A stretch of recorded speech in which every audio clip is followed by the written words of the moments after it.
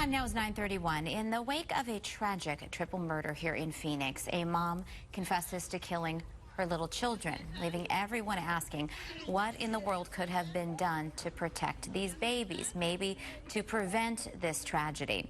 Every parent, no matter their circumstance, obviously needs a community of support. Some families go through seriously hard times. So we want to explore all the programs that might be available here in the Valley. One of them is Safe Families.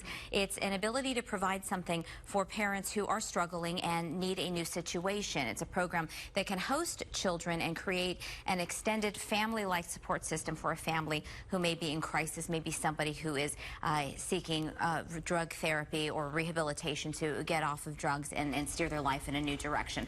So to talk about these programs, we've got Kayla Bieber here from Christian Family Care and Cody Fort from Safe Families for Children Arizona. And obviously, I mean, we have no idea what, if anything, could have ever prevented this and saved these babies' lives.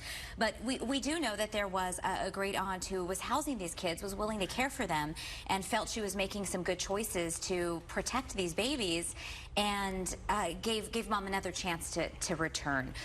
One of her motivations initially was to keep the kids out of the system and not get them lost into the state, and I imagine that's probably something that you guys have heard many times. Yeah, absolutely, and that's what Safe Families is. It's a prevention program so that, you know, families have a support system to prevent children from going into the system. You know, we don't want kids in foster care, and so this is just a short-term voluntary hosting where parents don't lose their custody, they maintain custody and maintain contact with their children, and then they have the time and space that they need to kind of get their life back in order so that they themselves can become safe families for their own children and reunite with their children and live a better life moving forward.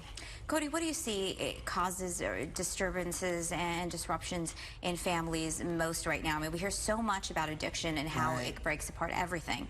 Yeah, so that's huge. Homelessness is another huge barrier that families are facing in living in their car. I mean, and they have their kids there to watch them. So it's this impossible situation where they're just trapped and like you can't get a job because there's no daycare, and then you have to take care of the kids. And so what we do is we just provide a safe place for the kids, let that parent get daycare, let that parent get a new job, get settled in, and then we reunite them. Our goal is always to reunite those kids back to their parent. We just want to provide a safe place for those kids while the parent works and does the stuff that they need to get back on their feet. Kind of like back in the day when we would rely on like our aunt or a neighbor, but folks don't really have that anymore. So we're trying to provide that old school relationship circle of support to families who may not have that circle of support.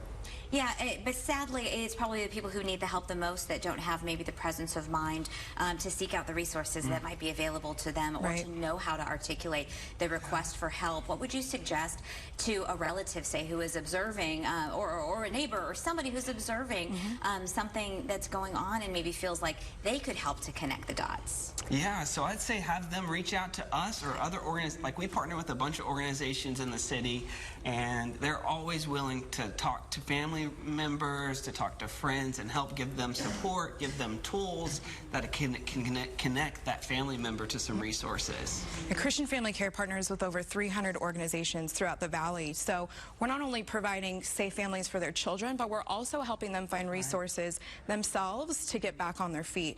Because ultimately, we want to strengthen the family. And, you know, once we strengthen the family, our community as a whole will just be better off.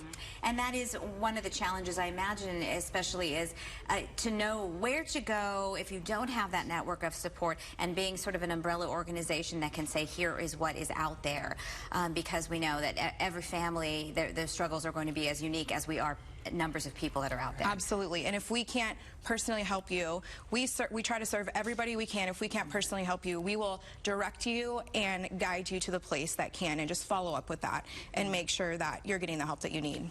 Okay, yeah, it's situations like this, and when we're thinking about a loss in the community like this, it just really opens your eyes to how much is going on that we don't see on the surface, and, you know, to be asking for help and to really be supporting organizations that are out there. Absolutely, and we're always looking for host families. You know, a lot of our volunteers are motivated by their faith, and we partner with churches, but there's organizations that we can all get involved with, and as, you know, community members and a family in Arizona, I think it's important that we we all take some time to help those around us. Yeah, and reach out and help those who are struggling. Thank you so much for the work that you guys are doing and for sharing that with us today. And, you know, just even looking at the comments on Facebook, you see how touched people are. People are desperate to do something. So maybe volunteering and supporting an organization that's already well established can be the solution. Absolutely. Thank you for having us. Thank you. Deanna? All right.